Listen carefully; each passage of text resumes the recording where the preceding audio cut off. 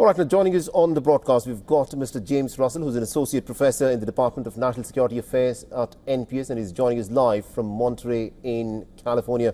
Professor, thank you very much indeed for joining us here on WION. The fact that the American president has now confirmed that the United States and Israel have successfully managed to take out the 87-year-old Ayatollah, the leader of the Iranian Islamic Republic. In your assessment, how damaging is this for the regime, and can this lead to a regime change? First, let me say, before I answer the question, that as an American, I think this is a terrible day for the world, for my country, in which the United States and Israel are today joined as two terrorist and lawless states, assassinating leaders of foreign countries in an unprovoked attacks, completely contrary to any shred of international law. And I think it's a tragedy and a great shame for the world. So I don't know what's going to happen next, obviously. I would say, though, in answer to your question, that the Iranian political system is a layered system, which is to say that when Ayatollah Khamenei wrote the Iranian constitution, he established a system of government. He established a council of guardians that was to be comprised of religious leadership, which was to serve as the Islamic backbone to the republic, in addition to the elected legislature. And so what we see in periods of succession, that the Council of Guardians will bring a successor forward. This simply sort of points out the whole folly of this idea that you can change a regime through a few bombs and airstrikes. And if Khamenei has indeed been assassinated, or more correctly, he's been murdered, we will see, I think, in all likelihood, the Iranian governmental system will appoint another leader. In other words, in these countries, the regime is deeper than simply one person. It represents this, just again, this fool's errand that the United States and the Israelis are engaged in when they think that they kill one person in the organized crime family, that there's not another member of that family who's going to step up and assert control. You know, that's an important point that you've made, but what has happened in the last 16, 18 hours, ever since the Americans and the Israelis have initiated this war in the Middle East, is that the Iranians have struck back at several of American military bases. They've also struck targets inside of Israel. In your assessment, how far do you think this is likely to go on? Because for Donald Trump, it is important to have a quick victory in a sharp and a decisive war. Do you think taking out Ayatollah Ali Khamenei is a victory that Donald Trump will take and then stop the hostilities? Or is this something that could drag on for days, weeks, and perhaps for months? I think this is going to drag on. For the Iranians, this is not a war of limited strikes. This is a war against their territorial integrity, their sovereignty, their country. I don't see them stopping the response anytime soon. They told the United States in no uncertain terms, and indeed the international community, before these attacks started, that they would not sit on their hands. They would defend their country, and they would hold those who are aiding and abetting the Americans responsible for aiding and abetting the Americans. And I think we need to be clear here, and all of your viewers should understand this, that this war, these attacks would not be happening if it wasn't for the Israelis. It's the Israelis who pushed Donald Trump into this attack. There was no groundswell of support in the United States for taking on the Iranians. And it was Benjamin Netanyahu and the Israelis who pushed Trump up to the edge, and he proved unable to resist their pressure to go to war against a country that represents no threat to the United States. Your viewers should be clear on this. So So here we sit now, the United States and Israel joined at the hip as two rogue, effectively terrorist countries in the world, launching these unprovoked attacks, murdering foreign leaders. I don't have words to describe, how atrocious this whole circumstance really is.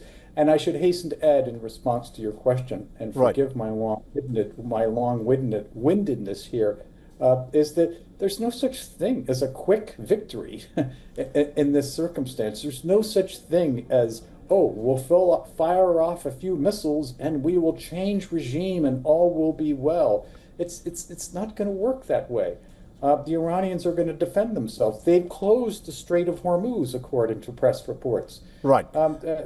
There's absolutely no way for a quote-unquote quick victory, a quick, painless victory, which is, of course, these are the talking points that Netanyahu and the Israelis have fed to Trump.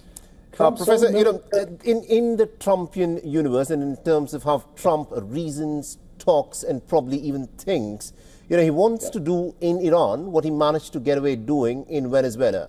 The Venezuelan president was captured by the American forces. A replacement was put in place, Delcy Rodriguez, who took charge, with whom the Americans are saying that they are able to do business. Trump probably wants to replicate that in Iran. It was not possible to capture the Iranian leader, Ayatollah Ali Khamenei, so the American president decided to take him out with a wave of these missile strikes. But is there another individual that the Americans can probably install in Tehran with whom the Americans can do business? Because this is what the Trumpian logic would be of a short, decisive, and a victorious war. Yeah, the answer is no. And the answer also is that the Venezuelan example, Venezuela is not an appropriate sort of comparative model. The United States kidnapped the Venezuelan president illegally and then embarked upon piracy on the high seas to steal Venezuelan oil. I mean, yes, and in this particular case, again, this is lawless. We've assassinated, apparently, a foreign leader, again, completely contrary to international law. And again, the point is that the regime does not go away, right? That's important. But here is the issue, Professor, because Donald Trump seems to like staging these attacks on Saturdays when the stock markets are shut.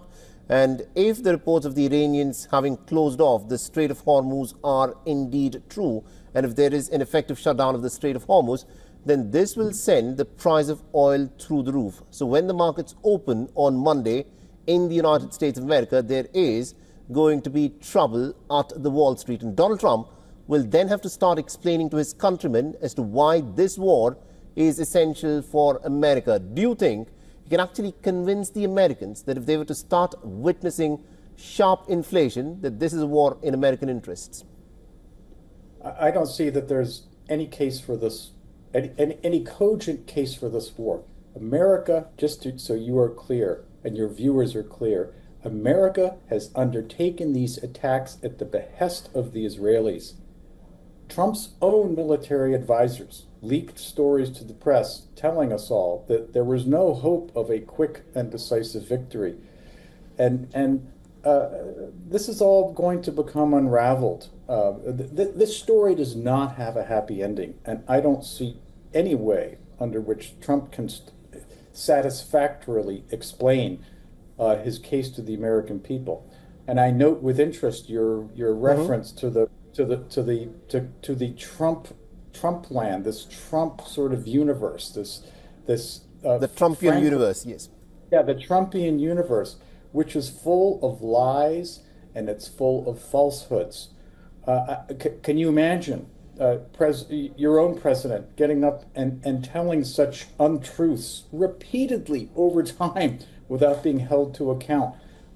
There's no other circumstance like this in the world today. And again, what Trump has really to explain is why he felt compelled to attack another country, an unprovoked attack on another country at the behest of the Israelis.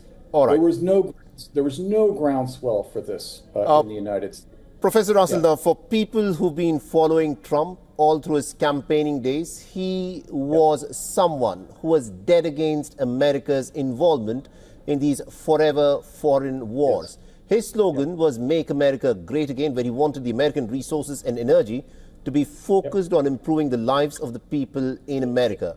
But the fact that he has started what could be the mother of all wars in West Asia, do you think this will be seen as a betrayal by Donald Trump's MAGA voter base? I don't think there can be any question about that. The MAGA base, so to speak, and many other parts of America, I would consider myself to be among those people, for example, that welcomed his remarks that the United States needed to step back from being involved in these forever wars and should be paying attention closer to, problems at home, and that, Trump packaged this up into his MAGA movement as an America First sort of policy, right? Well, this is not an America First war. This is an Israel First war, right? And he's going to have to explain this to the American people. And we have to understand that that when wars begin, right, political leaders like to believe that they are going to be able to control the exchange of weapons and control fire and control the escalation. And once the shooting starts, right, political leaders invariably are going to face a series of different pressures. Wars create their own escalatory dynamics, which can be very unpredictable. And once you enter a sequence like this, in your excellent report, of course, you noted the attack on the Gulf states. And the Iranians have lots of capabilities to be able to respond, to militarily respond to these attacks. And the pressures for further escalation are going to keep on building. I don't see that there's an actual real off-ramp here. I mean, the Americans obviously were not negotiating in any kind of good faith with the Iranians over the last several days. There was never a circumstance where the administration, the Trump administration, was going to take yes for an answer from the Iranians. And it's clear that we and the Israelis, as you said, had planned this attack on the weekend. And so I don't see the happy ending to this. I don't see a peaceful off-ramp. I see a delusional approach to the war, which, as you correctly note, features this idea of a quick, low-cost, painless, sort of campaign in which a few bombs are somehow going to solve all these complicated political problems, and then we're left at the end of the day with an Iranian regime and the constitutional system of that regime that's been put in place by the Ayatollah, and that's going to keep on working.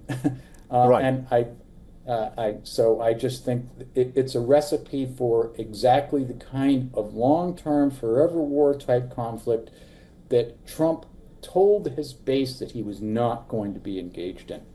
Professor Russell, thank you very much indeed, sir, for joining us and getting us your very candid perspective of what is unfolding at this moment in West Asia. Thank you very much indeed, sir. Thank you.